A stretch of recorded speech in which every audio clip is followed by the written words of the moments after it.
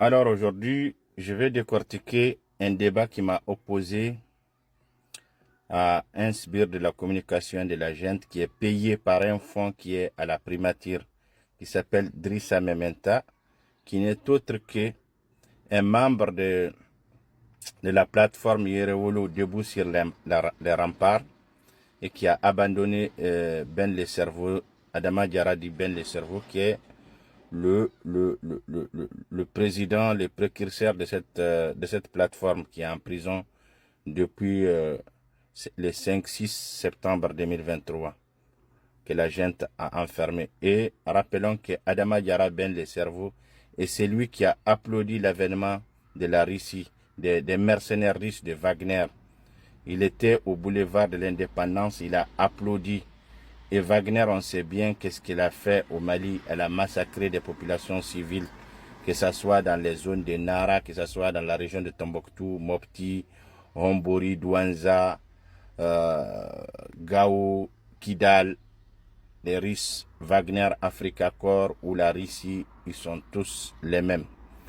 Donc j'ai eu à débattre avec un jeune qui s'appelle Drissa Mementa, qui fait partie de cette plateforme et qui a abandonné Ben le cerveau et qui est payé à la primature. Il y a un fonds à la primature qui paye les vidéomens. Et j'ai pu enquêter sur ce fonds grâce à un moment où j'ai connu certains vidéomens, certaines personnalités à la primature qui sont chargées de ce fonds. Et j'ai suivi Aziz Maïga Nemampa. Aziz Maïga Nemampa, qui n'est pas un journaliste, qui est aussi un blogueur sur Facebook. Et il fait souvent des vidéos, mais ce n'est pas un journaliste. Et d'après mes informations, il n'a même pas le baccalauréat. Donc voilà, il ne faut pas confondre un journaliste avec quelqu'un qui est activiste, qui est payé pour être un cyberactiviste sur les réseaux sociaux. Donc Drissa Mementa, je l'ai eu sur un débat d'une journaliste française qui s'appelle Samantha Ramsamy. Et j'ai pu écouter, analyser les narratifs de Drissa Mementa bien avant. Et j'ai pu comprendre, soit c'est une personne qui n'a pas de lecture, soit c'est une personne qui essaye d'ignorer la vérité.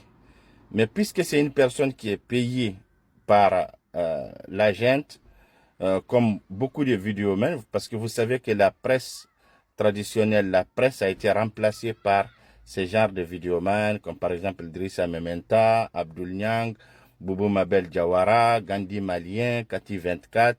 Ça, ce sont ceux qui ont remplacé la presse professionnelle. Voilà, et vous allez comprendre. Donc, on va écouter un peu Drissa Mementa qui m'accuse, qui s'acharne sur moi parce que j'ai tenu des propos, c'est-à-dire béton, des arguments béton face à ces régimes d'imposture illégale et illégitime qu'il défend. Et il dit que je ne suis pas un journaliste, que je suis un opposant. Donc lui qui est payé, qui est un vidéoman, lui il est un journaliste et qui soutient un régime d'imposture qui a recruté des terroristes mercenaires russes de Wagner qui massacrent les populations civiles. On va l'écouter. L'échec contre le terrorisme. Pas du tout. Lui-même, il disait que l'État n'était pas présent en 2000. Il a dit que l'État avait abandonné en 2009. Il a dit. Et Assimi ne pas abandonner. Alors ici, ce que je vais faire savoir à Drissa Mementa, l'État a été défait en juin 2009 par Al-Qaïda au Maghreb islamique. C'est non seulement pour dire que l'État a failli en 2009 et ces populations du nord, dans la région de Tombouctou, où l'État a failli en 2009, l'armée malienne n'a pas pu faire face à Al-Qaïda au Maghreb islamique. On a vu la Mauritanie en 2010 intervenir dans cette même région de Tombouctou. L'armée malienne était là, elle ne faisait rien.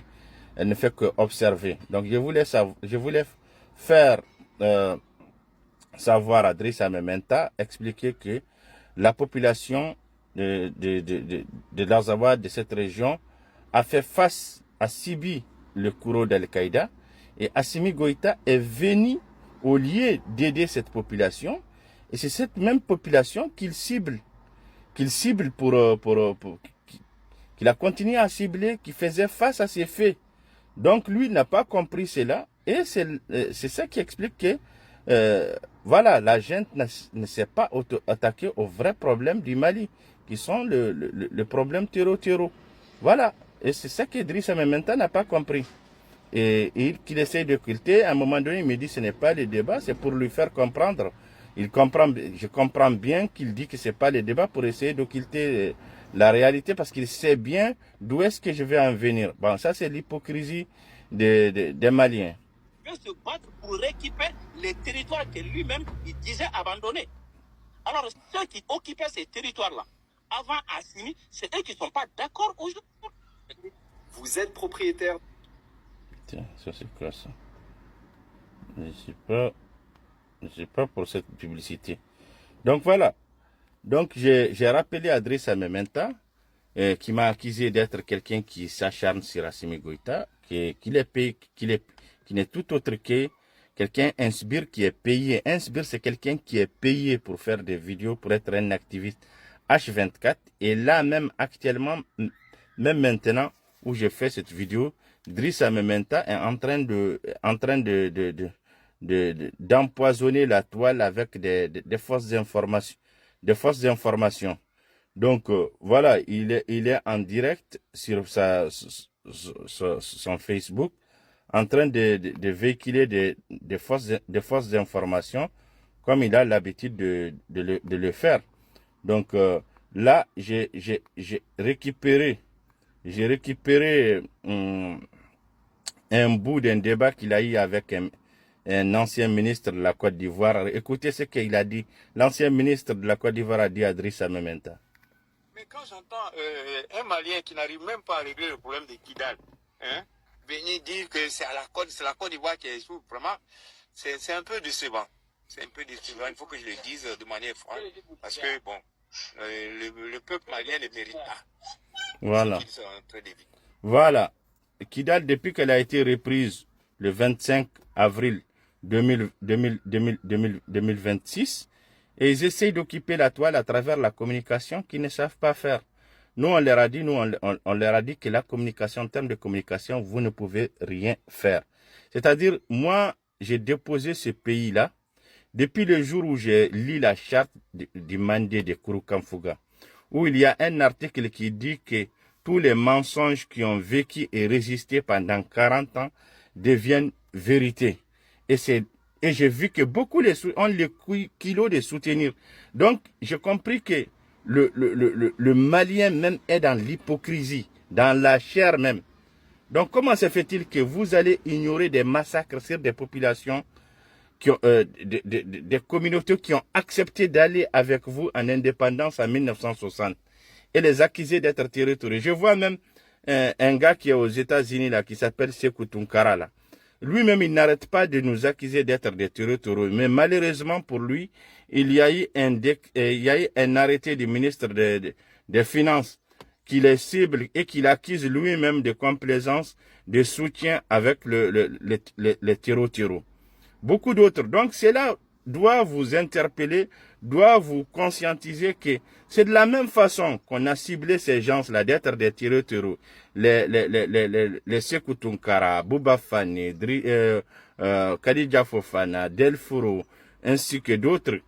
De la même façon que l'armée de la gente cible nos populations civiles par Wagner, par Africa Corps, par ces tirs de drones qui les accusent d'être des terreaux. C'est simple comme bonjour. C'est lui qui n'est pas prêt à comprendre ça. Et sachez que cette fois-ci-là, tout ne sera plus comme avant. Cette fois-ci, la junte d'Assimi Goïta a réveillé la rébellion que le Mali n'a jamais connue. Que le Mali, et ça va venir, ça emboîte les pas. Assimi Goïta va tomber peut-être dans quelques semaines, dans quelques mois, dans un an, mais il finira par tomber. Parce qu'il a réveillé une rébellion à travers sa haine. La haine qu'il a amené à massacrer des populations civiles, Touareg, et les soi-disant représentants de ces populations sont à Bamako, ils ne peuvent même pas ouvrir la bouche. Si ce n'est, on les oblige à mettre des posts sur Facebook, sur leur page Facebook, sur les chaînes WhatsApp, et c'est-à-dire à enlever la culpabilité sur un régime criminel. Voilà.